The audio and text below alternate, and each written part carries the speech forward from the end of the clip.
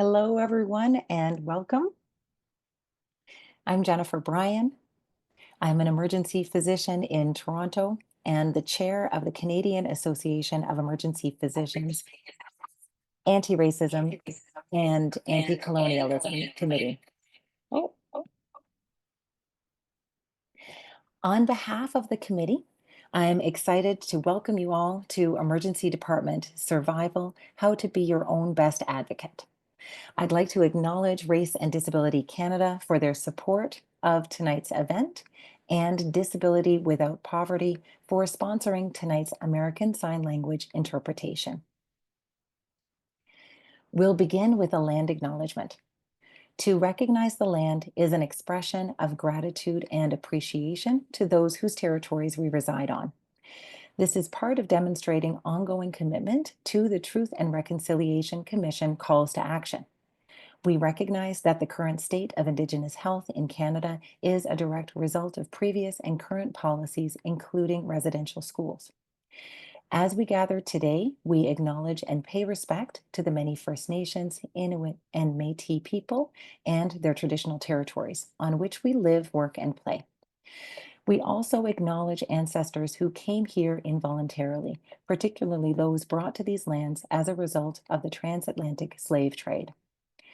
I'm speaking with you today from the traditional land of the Huron-Wendat, the Seneca, and the Mississaugas of the Credit River. A few housekeeping items before we begin. This session is being recorded and will be shared through the Canadian Association of Emergency Physicians website. We'll have a question and answer period in the second half of our session. Thank you to those who have posted questions through the registration form already. If you have additional questions, please click on the Q&A button at the bottom of your screen.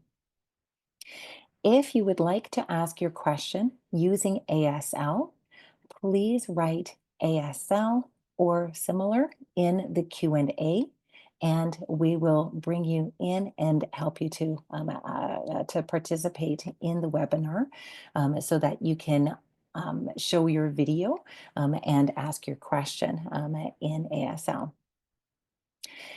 There is an option at the bottom of your screen to turn on closed captioning if that would be useful to you. If you have any technical difficulties, please send a message through the Q&A and we'll try to troubleshoot these with you behind the scenes. Our session this evening is in the spirit of breaking down barriers in accessing high-quality healthcare. It was sparked by an idea from our moderator this evening, Janet Rodriguez. And Janet, if you'd like to turn on your video, and I will introduce you. Fantastic. Janet is a racialized cisgender immigrant woman. Her journey of illness and disability serves as an ongoing learning and teaching gateway for disability justice and anti-ableism. She is a member of the University of Toronto Interfaculty Pain Curriculum Committee and annual speaker for Pain Week. And she is the subject matter expert advisor to the accessibility theme lead at the Faculty of Medicine program. She is also the first ever community representative on a Canadian Association of Emergency Physicians Committee. And I'll turn things over to her now, Janet. Hello and good evening, everybody. Thank you very much, Jennifer, for that kind introduction. It is my pleasure to introduce you to our first panelist tonight. Andrea Zachary is a passionate advocate for accessibility and inclusion. She's dedicated to bridging the gap between the deaf, hard of hearing, and hearing communities. As the founder of Deaf Events and Beyond, Andrea creates inclusive social experiences that foster understanding and connection. In addition to her work as an entrepreneur and speaker, Andrea is a devoted wife and mother of 6. Balancing family life with advocacy, she is committed to making the world more inclusive for future generations. Andrea, take it away.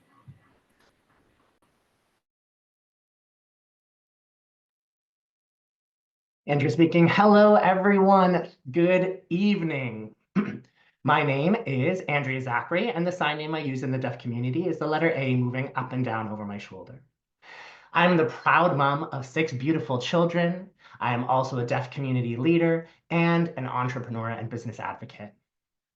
Really going through a number of different health crises over the years, whether that's through my childbirth, doing what I need to take care of my children, it's really been showing a number of different experiences I've had. I want to share a more recent story, something that's just happened about a year ago. It's an experience that shows some of the difficult barriers that we as the deaf community experience. About a year ago, I began having intense abdominal pain, and week after week, I went by myself to the emergency room, my husband staying home to take care of our kids. Every time I went, I left without any diagnosis, and I can't explain how frustrating that was. I tried my best to explain the pain that I was going through, but it was clear that no one fully understood me. No interpreter was provided, no interpreter was offered, and staff would speak quickly, oftentimes behind masks or glass. Instead of engaging in accessible communication, they would hand me a clipboard to write things down. But imagine when you're scared and in pain, writing is not enough. That experience was not only frustrating, it was exhausting. And it left me feeling completely invisible. Because I'm able to use spoken language in addition to sign language, many nurses assumed that I was able to hear. But no, even though I can speak, I am still deaf. The ability to use a spoken language, speaking does not mean hearing. That assumption is not only harmful, but it can also delay access to important care. The deaf community is incredibly diverse, each person with their own different type of hearing loss, communication style, and culture. Some of us speak, some of us sign, some of us do both. But regardless of our identity or our differences, what we all need is access. Eventually, I did go back to the emergency department, but this time with my brother, who is not deaf. And it was awful how incredibly different I was treated. I was shocked. It seemed suddenly the staff decided to listen. They gave clear explanations. They moved with urgency and without delay. They finally found the severity in what I was going through.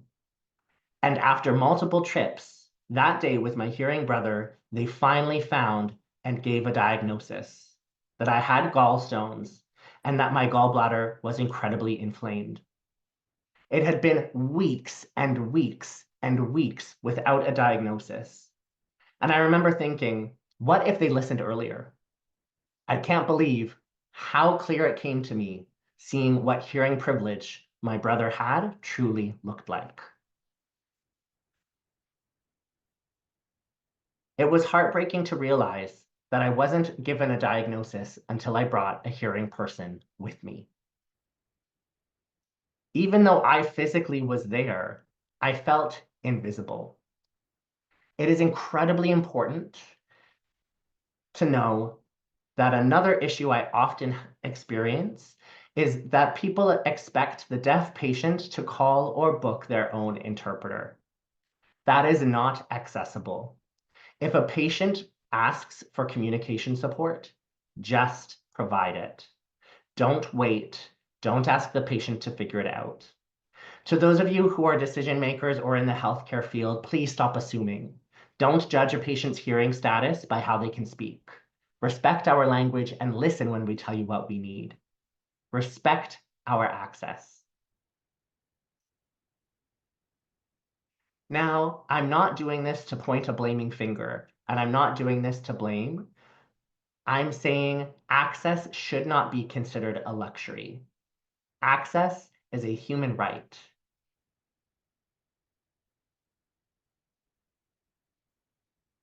As a deaf community leader, I will continue advocating and continue working to make sure that accessibility is not seen as a luxury, it's seen as automatic, not something that we have to fight for.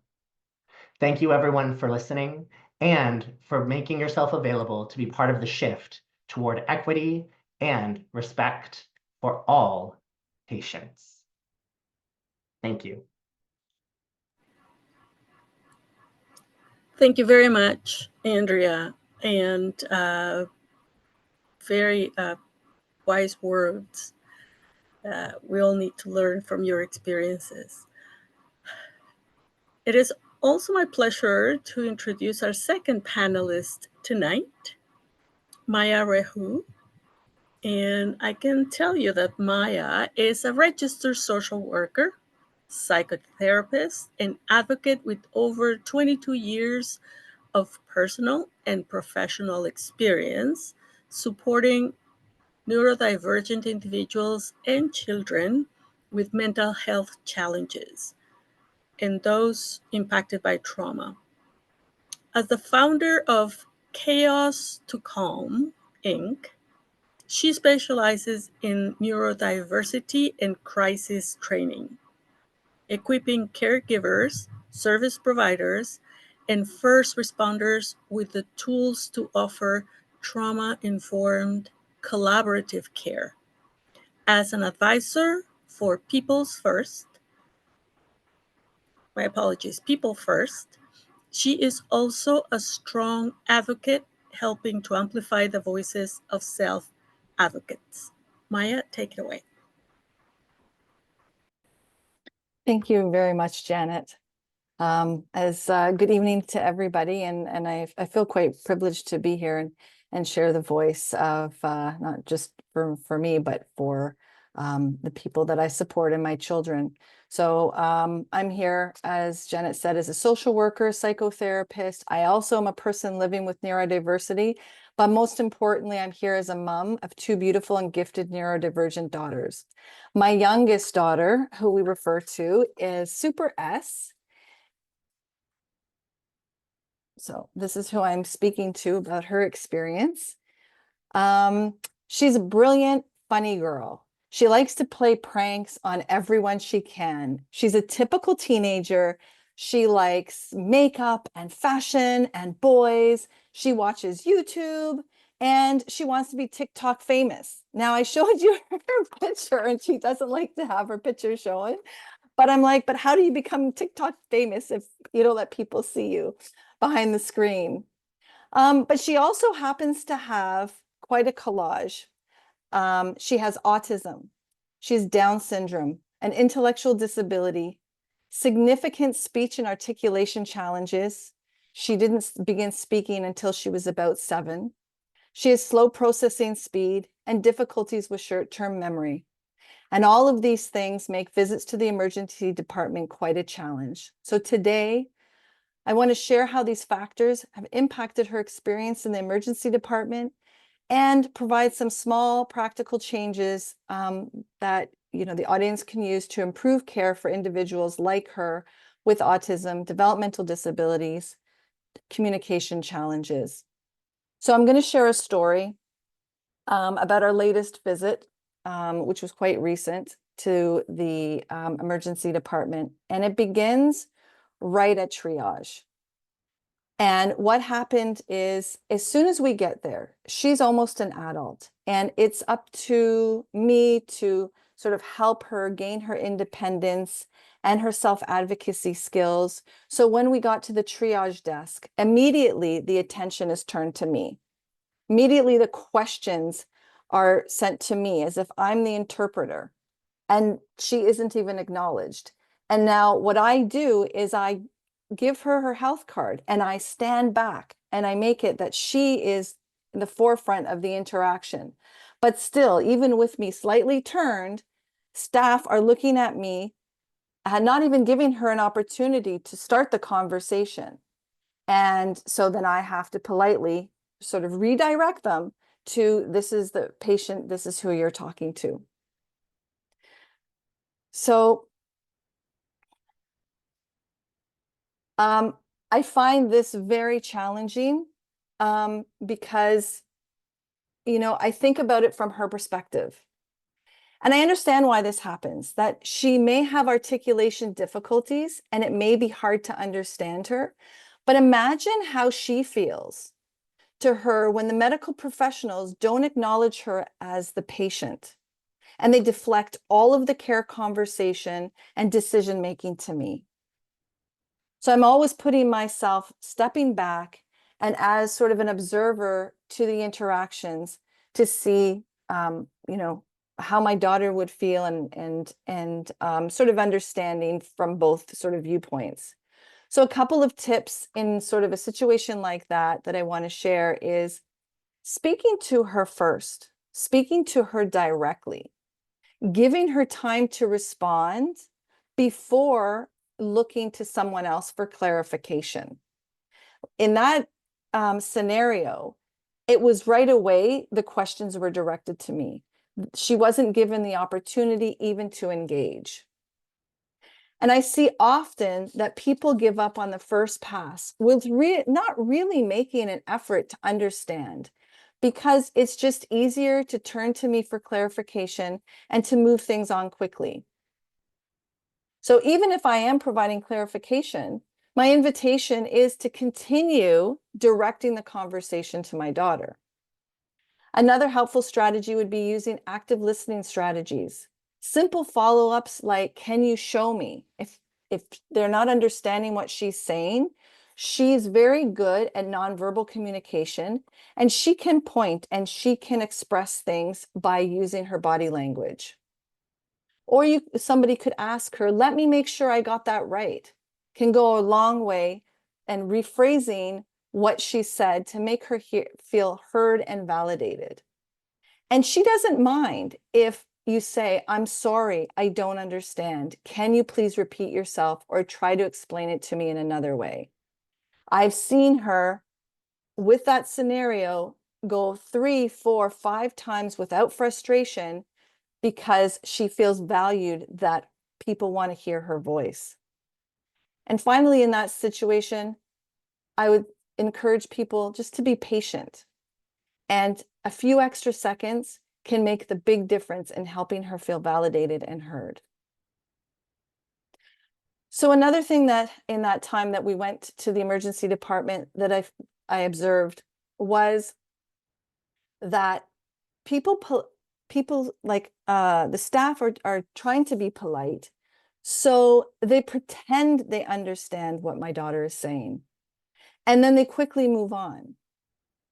And I've watched, because I know what my daughter's saying, and I know that they don't understand what she's saying. And then they will say, oh, that's nice. And that completely invalidates her because she knows that they're not understanding what she's saying. So this leaves my daughter feeling dismissed and like what she has to say is unimportant.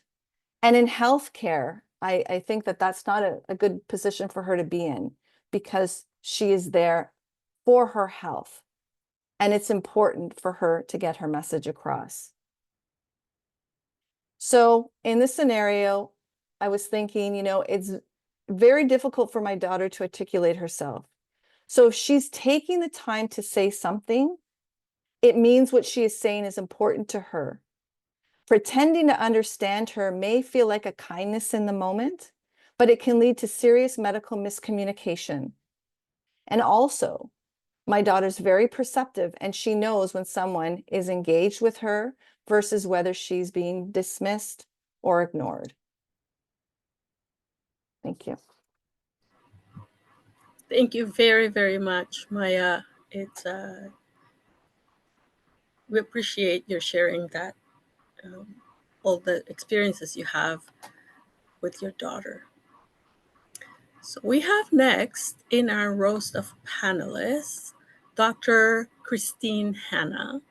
Dr. Hanna is a staff academic emergency physician at University Health Network in Toronto, as well as an assistant professor at the University of Toronto, Department of Family and Community Medicine. And after completing her family medicine and emergency medicine training, she completed 2 fellowships. The first in acute care point of care ultrasound, and the second in chronic and interventional pain management. She also completed a Master's of Science in Clinical Education from the University of Edinburgh. And she's passionate about all things ultrasound, acute pain management strategies in the emergency department, as well as medical education. Christine, the floor is yours. Thank you. Thanks, Janet, for that introduction, and thank you all for having me. So as we kind of talked about just my medical background, I'm in my 5th year of practice now.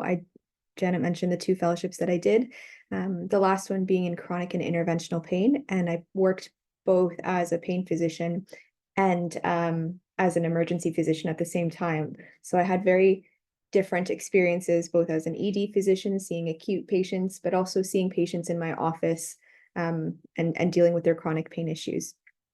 In terms of a non-medical background, I'm a very proud child of immigrants. My parents immigrated from Egypt and they came here for a better life. But that being said, I acknowledge that I'm white passing, so I have a lot of privileges, and I have sadly seen a lot of racism directed towards my family. And I think this, plus my experiences as an emergency physician, as a pain physician, kind of come together. And this is why I want to be able to sort of talk to you guys about how you can maybe think of some strategies to advocate for yourself in the emerge, knowing, of course, that this is by no means exhaustive or complete, but just some points that maybe we can start the discussion with. So one of the first things I think that's really important is, first of all, understanding what the patient journey actually is. Because if you've never been in an emergency department, it can be a very frightening place. Everything is loud and smelly and scary and moves quickly, and it is sadly a really scary place to be. And if you add the reason why you're there that day, it can make you feel even more vulnerable. So I think the first step to empowering all of us is to sort of pull back the curtain and see what actually happens and what the patient journey is like. So when you come to the emergency department, or when a patient arrives, first they are registered and then they are triaged. And triage just means sorting. And that's just how we organize patients in terms of how sick they are or how serious the condition might be. This is based on their presenting symptoms, some vital signs, and the nature of their complaint. So for example, somebody who comes in with crushing central chest pain with abnormal vital signs would probably get seen more urgently than somebody who comes with a sore throat and normal vital signs. But of course, it's not a perfect science. We all have experiences where people have been triaged as a lower acuity or less severe score who've ended up having life-threatening conditions and vice versa. But it's just kind of how the department starts. Afterwards, patients often wait until they're called within the emergency department, and there's sometimes either lab tests, so blood work or a urine test that can be ordered, or an ECG, which is an electrocardiogram. These are tests that can be done before the patient sees a medical provider, but this depends on the ED that you visit. When you do see somebody, you can see a whole host of people. So of course, there's the nursing staff and the doctors, but there's also learners. So depending on where you are accessing care, there may be medical students, residents. Those residents can be from other services that are rotating through Emerge, the emergency department. You can even see nurse practitioners, physician assistants. So there's a whole host of people that you may see. Unfortunately, long waits are not uncommon, and we can talk about this until tomorrow, but it is sadly part of the reality in the emergency department, and that is something that we have to cope with, unfortunately. Once your doctor sees you, if you need more tests, they'll order them. They come back and talk to you about the results and the next steps. If you need to see, let's say, a consulting service, orthopedics, internal medicine, then you'll be seen by another team member. And so it can seem quite long and daunting, and often it is. And I know it's super frustrating to repeat your story over and over each time with a new person, but often that actually adds a new layer of detail if that's something you're able to do. So now that we've established that the ED can be a little bit chaotic, I just want to chat about some strategies that we can maybe use to minimize the risks that are related to that chaos. And one of them is clear communication. And recognizing that every individual is different, that will look different for every single person. So wherever possible, if there is a way to communicate a disability or a special requirement at first, even with every new team member that you meet, it might be helpful. That team member will probably pass that information along at the very least. But at least this way, everybody gets to know you and vice versa. Stating whatever you need up front is always really helpful because it can it can help us plan better, and we can expedite care when that's possible. I always find that writing, if you're able to write, or just somehow making a note of what your concerns or questions are at any point in your journey can be quite helpful. And my biggest take home in terms of clear communication is for the healthcare provider to kind of repeat and summarize themselves, and likewise for the patient or their caregiver to repeat their experience of what they've understood.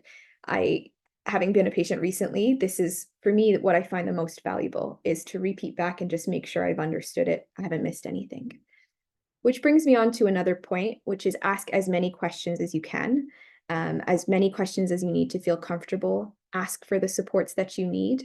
Everyone is hopefully well-intentioned in the Emerge, but sometimes doesn't know exactly what to provide. So if you know what that is, please let us know and we will help facilitate that.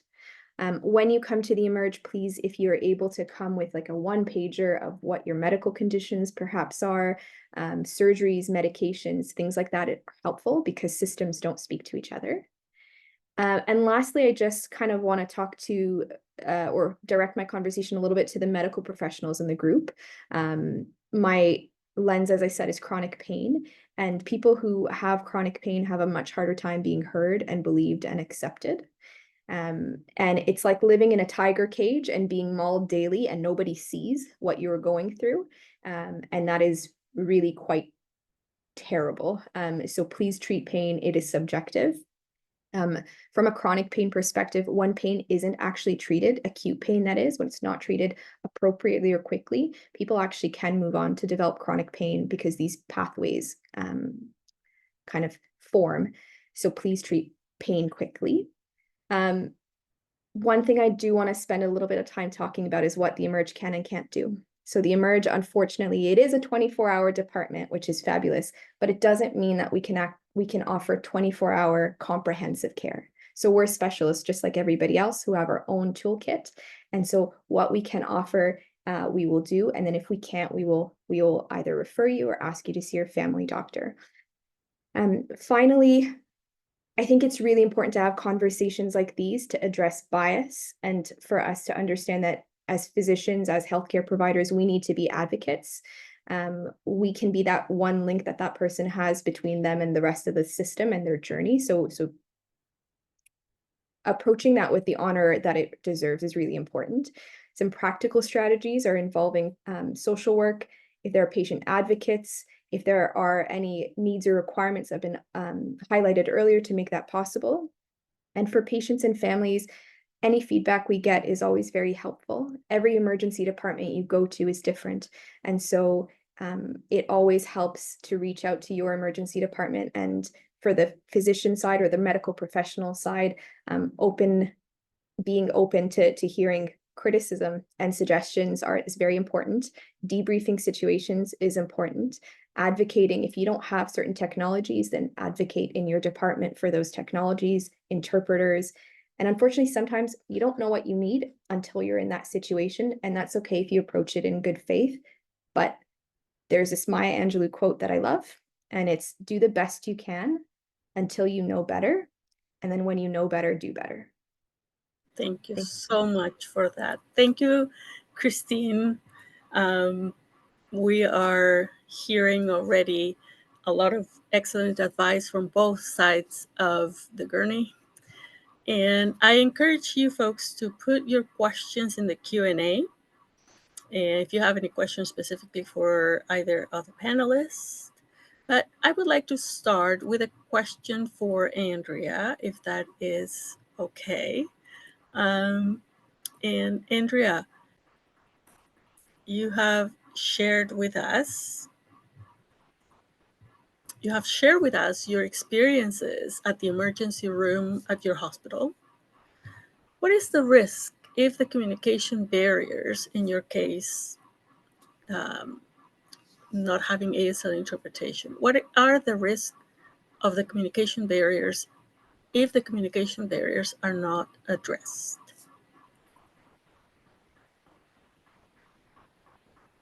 I mean, somebody could be even worse off than they were, and sometimes those communication barriers can actually prove fatal. It is incredibly important to provide access to us through an interpreter. Because again, I mean, you know the joke about doctors' handwriting. I mean, you can never understand it, and I certainly have not been able to. So with that, it's important to make sure that you're providing access for everyone, whether the person is deaf, hard of hearing, if they were born that way or became deafened later in life, because there are very serious consequences. Thank you very much for that. And I also would like to remind those who provide care in the medical system, there is a Supreme Court of Canada judgment, a resolution that is specifically speaks to the medical community, to their obligations to provide ASL interpretation for, in the case of French speakers, Langue des Signes de Québec, LSQ. And not only because it's the right thing to do, is the nice thing to do, but it's the legal thing to do. Thank you for that. I would like to address a question to Maya. And we heard Dr. Hannah to talk about wait list, right? So there's a lot of waiting.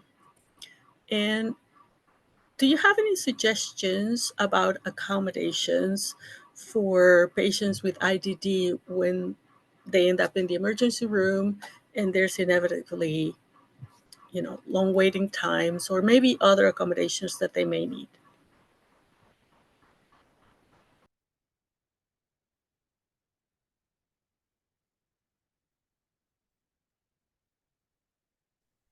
Sorry, just to be clear, is a question for Maya, right?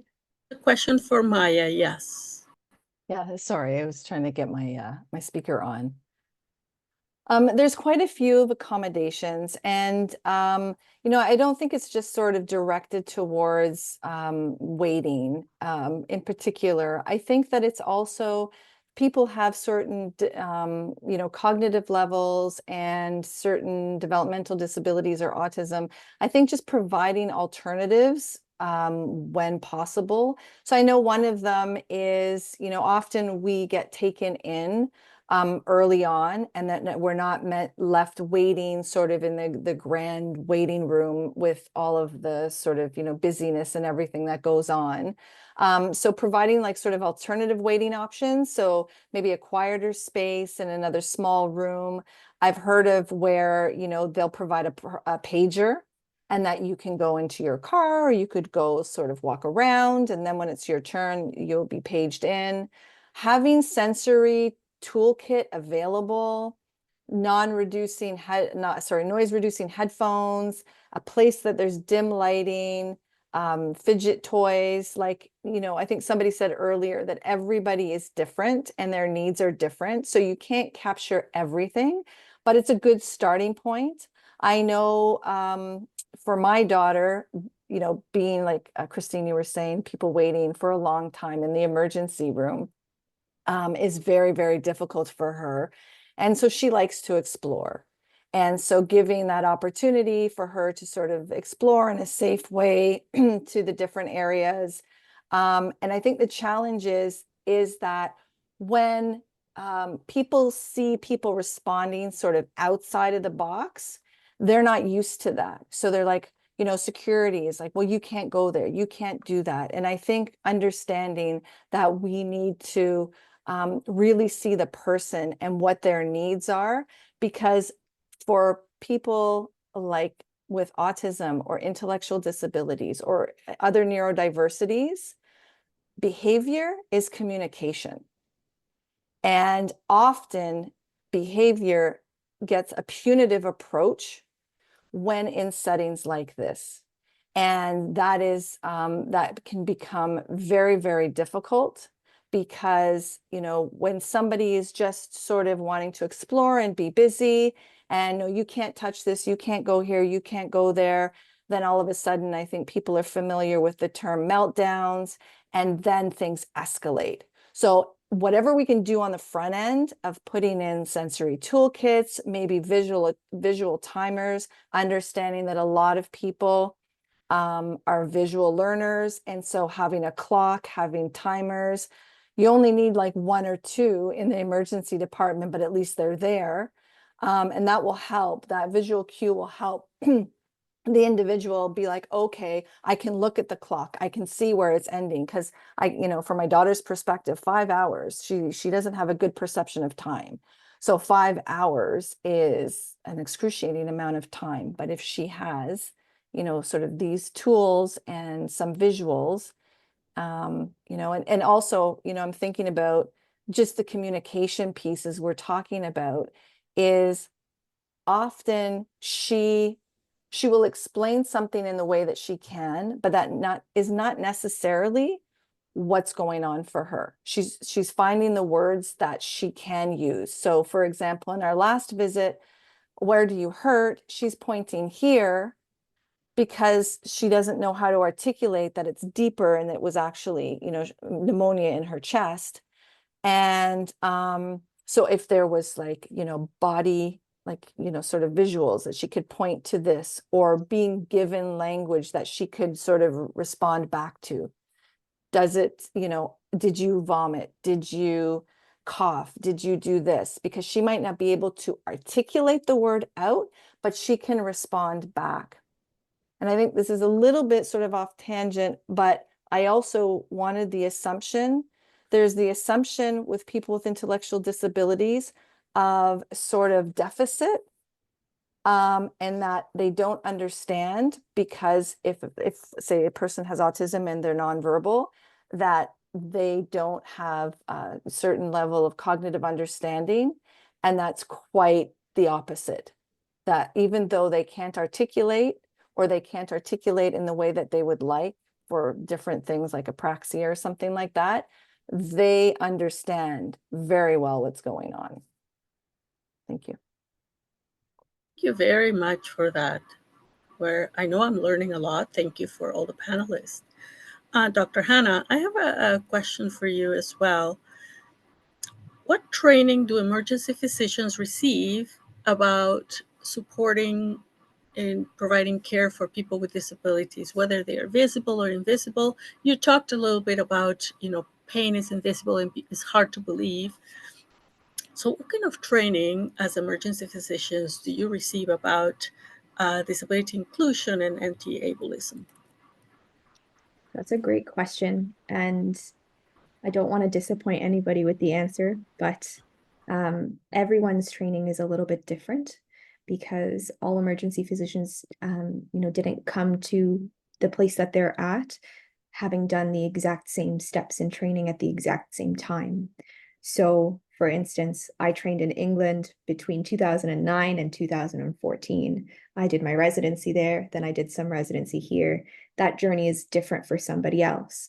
And so it's tough, because I know that there are certainly, there's a very big move to have more time spent in education about inclusivity. However, what that looks like in each medical school or in each residency program is different. You know, I don't want to speak for things like surgical specialties, but I don't think that that's maybe something that is addressed in those residencies. And so it's very, very difficult. to have some form of a standardized training or training pathway or anything like that. I think these sorts of conversations are very helpful.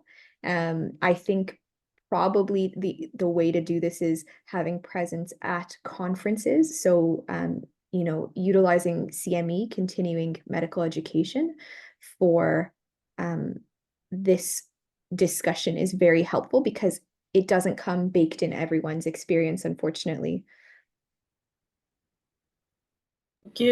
Thank you very much for that. We noticed that there was a couple of questions in the Q&A, and I think this question could be pertinent for you, Maha. And it speaks that you're showing up at the emergency room with your daughter who's in transition to becoming an adult. Only applies if there's another person in the room, so they speak to you. How does this works for somebody who is showing up on the room on their own, right? I think about that a lot, that I do know some self-advocates that are on their own and don't have people representing their voice. And if I see how that is in the experience that my daughter has, I mean, the one thing that I do think about is, I think the assumption that everybody reads and writes, I think that has to be out there on the table, that is not always the case, and asking people to fill out forms and that sort of thing. For somebody who does show up and doesn't have a support person there, Christine highlighted the importance of before, like, very proactive strategies in creating that one pager and having detailed information in that one pager that they can then hand to the staff if there is nobody there that can help support. And another strategy might be having, and I know this is becoming more common, is having like a pegboard, picture graphic board of communication, or having an iPad with, like, sort of a standard program like Proloquo. So at least, it's not perfect, but at least there's some options. Thank you. Thank you very much. And just a little reminder, if anybody wants to ask a question using signing ASL, let us know. We're only 15 minutes away before we close, but I have a question for Andrea as well. In going to the emergency room when you have pain, and you really, like, I live with chronic pain, and when I'm in pain, I cannot think, I cannot say, I get frustrated. What is the best way to talk and explain, convey your how are you feeling with what would be the ideal scenario for both to talk to the admin, the triage people, and also to the clinical staff? I mean, really, even just this past year. So I went in. Now I can use what's called simultaneous communication. That means I can use spoken English and ASL at the same time. But at times, especially with masks or other things, my lip reading skills go out the window. And so I presented my health card when I went to the registration desk. The individual, I said, once you have finished registering me, I need you to come up to me and tap me on the shoulder. But for some reason, after everything had gone and they had done all of the registration, it seemed that they just forgot about me. So I was sitting in the triage room waiting in excruciating pain. Now I went up to the window and I was speaking using spoken English. Now, of course, as a deaf person, I'm not hearing how loud I am. So I was very loud unintentionally, and it became kind of a bit of an argumentative situation. They ended up having to take their mask off, and we kind of got into it, and I got so mad I ended up having to call my sister. But I just, in that moment, I wasn't able to answer because of the pain that I was in and those difficulties. I mean, I just asked you to help out. And the nurse said, no, listen, you can call the interpreting agency yourself. And I said, no, that is not my responsibility. And I'm in pain. You're expecting me to make a bunch of phone calls? And that one experience isn't a unique experience. It happens time and time again. And what's worse off is that oftentimes people assume just because I can use my voice, I can speak verbally in spoken English, that I can hear. But no, that's not the case. And it happens over and over and over again. So just being aware of that is a really big piece. Thank you. Thank you for that.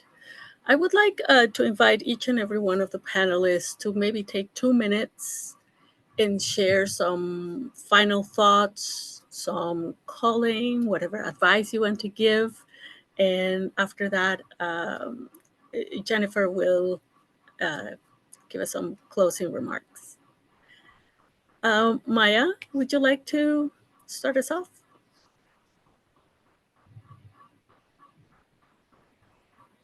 Maya. Thank you, Janet. So I'd like to sort of, again, there's a call for training and collaboration.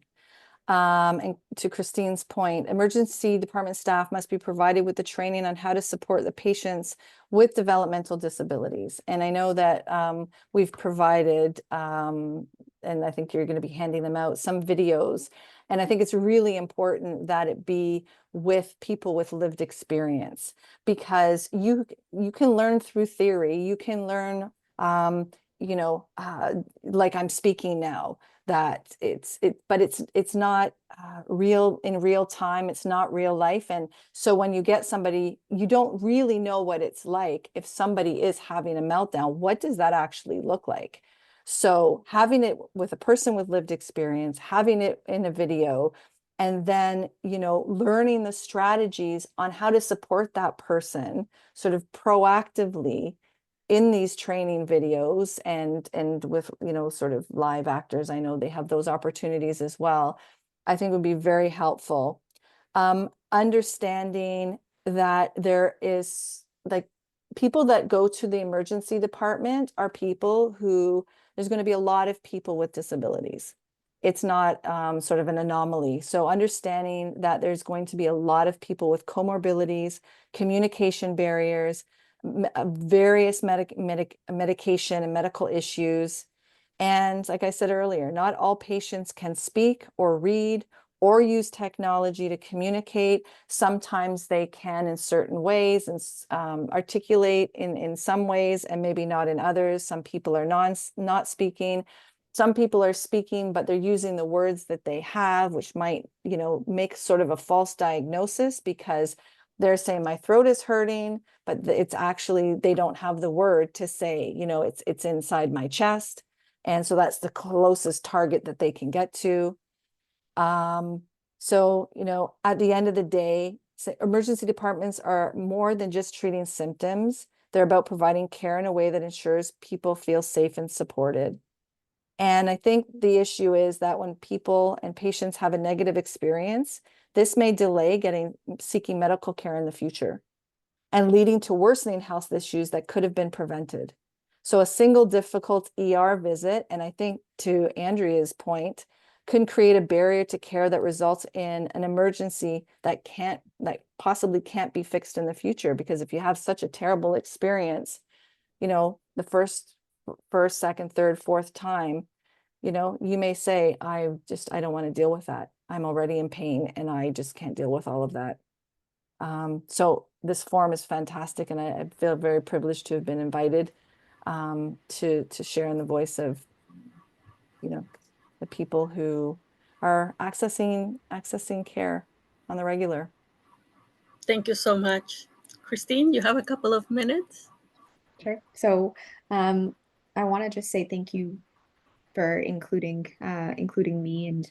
And I think if I can give a message, it would probably be to kind of the healthcare providers in the group, in that I think the onus is on us to go out and learn what we don't know. And the onus is on us to go and seek these experiences from patients who have lived, these situations and these experiences. I think we need to go out and find that learning, instead of waiting for the person with the disability in the middle of a crisis to tell us what they need. Sometimes that sparks a conversation, but I don't think that that's enough. So if I could give a single takeaway point, it would be, if you don't know what sort of strategies you might use in that situation, sit with yourself for 5-10 minutes. I know I'm going to do the same as well, and just say, how can I be better? If somebody comes in this type of situation, how could I be better? And if you don't know how you might act or a few steps you might take, then hopefully some of the things that we have shared with you today can give you a starting point. But at the very least, I think every emergency department is different. So that's really hard. So make sure that your department has the things that you need. Yes, thank you. I see a question from a participant, Tamika.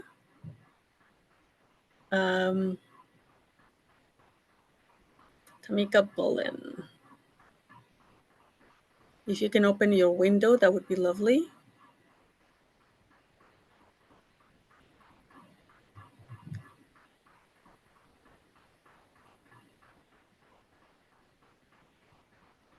Or I don't know if Jennifer, if it is up to us to open the window. Tamika, you should have the option to show your video.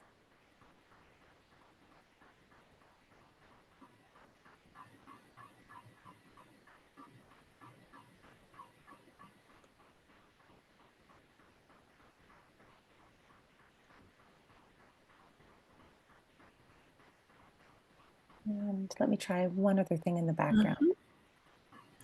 Or Tamika, if it is possible, feel free to put something on the chat as well. I just assumed that you wanted to use the visuals.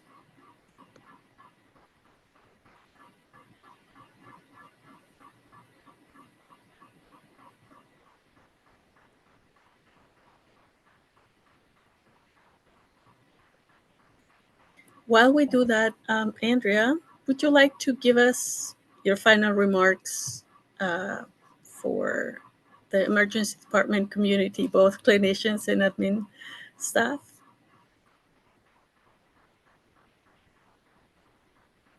I mean, really, I think it all comes back to training and it all comes back to practice. Just keep training, keep learning, keep going back to it because it is incredibly important. And for the staff, communication not only with the patient, but also communicate with each other. Because sometimes I've been registered, I've gone through the triage, and I'm sitting in that waiting room waiting and waiting and waiting. And it's because a message as simple as one person telling the other, hey, this patient is deaf, they need to be called by having someone go up to them for their blood work. Sometimes that gets missed and that falls through the cracks. I mean, I've been without my gallbladder and I mean, I've been doing okay, but that situation, my thought is if I had better access to care, would I have been able to keep it? If I was able to connect better with the doctors and nurses, if they were able to be more keeping people abreast of the updates and things amongst their own internal team, would it have turned out differently? Now, of course, we can't go back in time, but I often do go back there. But my main thought is to make sure that it doesn't happen for other deaf or hard of hearing patients in the future. So if you keep yourselves educated, I think we'd all really appreciate it. Thank you so much. We have another person that has raised their hand, and I would like, this is George. And I'm not sure if George, you want to ask your question or write your question or sign your question.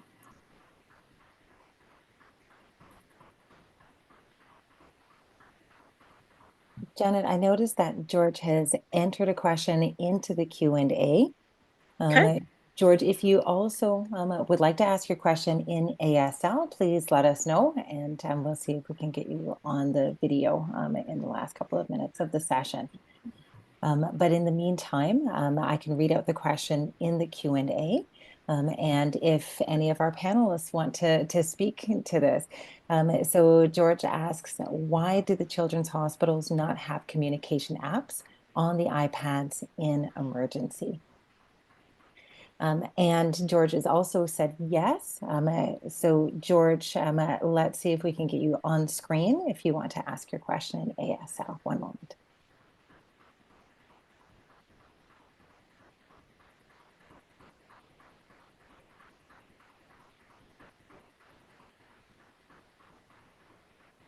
Tamika, we see you. We see you want to ask a question, and you need to open up your video.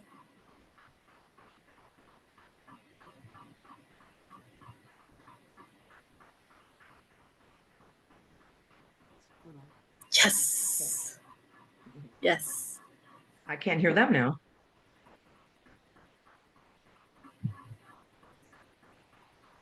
Tamika speaking. Hi, everyone. Just going to readjust the camera. Sorry, excuse my manner of dress. I'm just at home.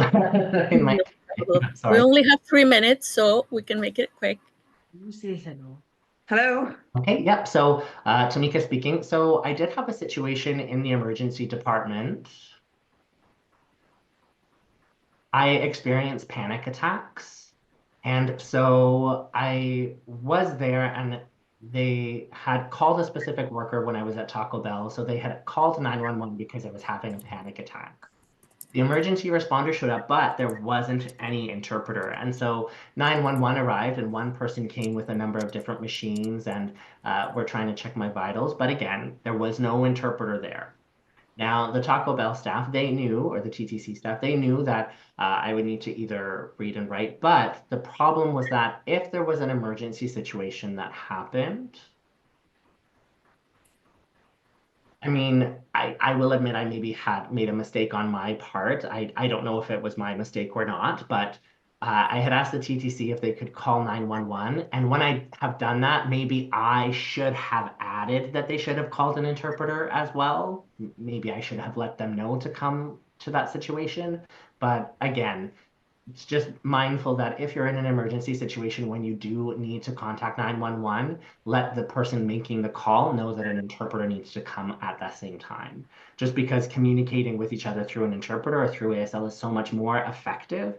And that gives me as the patient much more opportunities to express myself in full depth of what I'm going through instead of relying on writing back and forth. Then when we arrived to the emergency department, again, they didn't have an interpreter in person, but they had an interpreter available on a video machine. So the doctors and nurses essentially connected to an interpreter that was working remotely.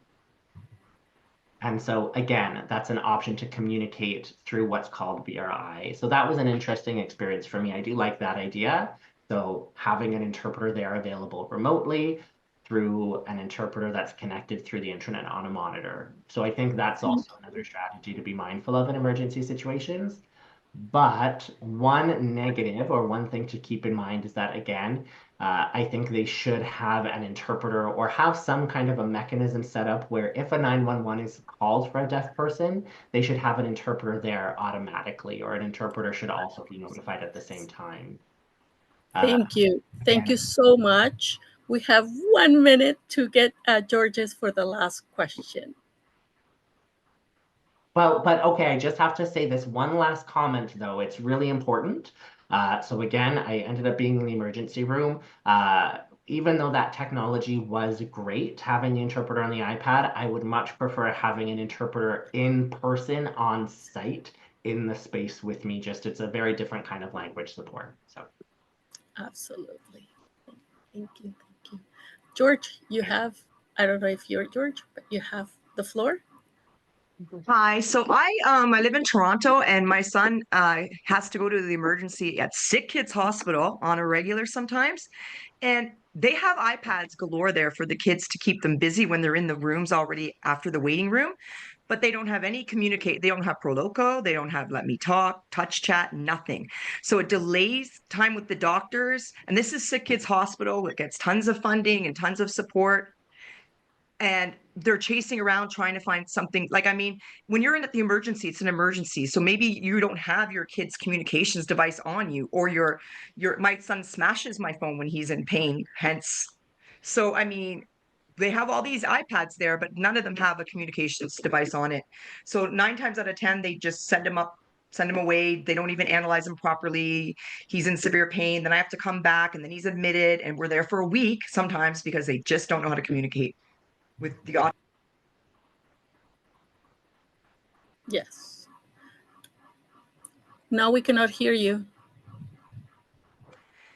Okay. To the point where I've even Googled emergencies nearby Toronto, and Hamilton General Hospital has an autism team, and Sick Kids Hospital does not. How does that make sense? Yeah, you're absolutely right. Thank you for Tamika and George for the participation.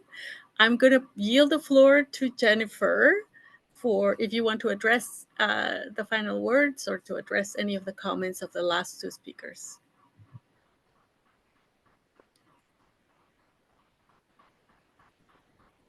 There.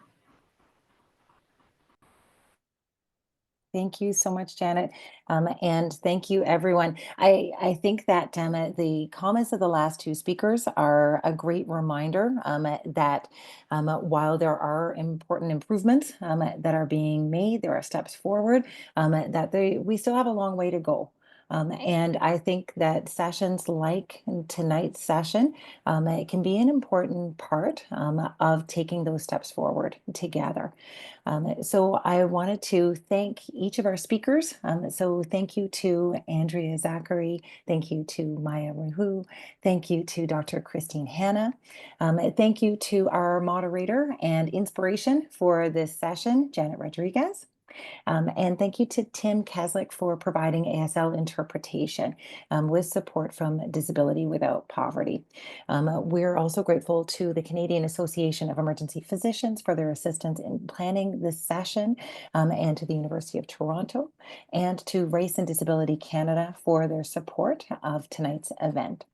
And for behind the scenes support from medical student extraordinaire Bethlehem Lemma and emergency physician Dr. Taylor Lougheed. As we mentioned before, the recording of tonight's session will be made available on the CAEP website. We'll send the link to the email that you used for your registration. Please do take a moment to complete the evaluation for this session. The evaluation link was sent to the email address that you used to register, so that should be waiting for you when you wrap up from the session. And, we know that there is clearly a lot more that we could dive into.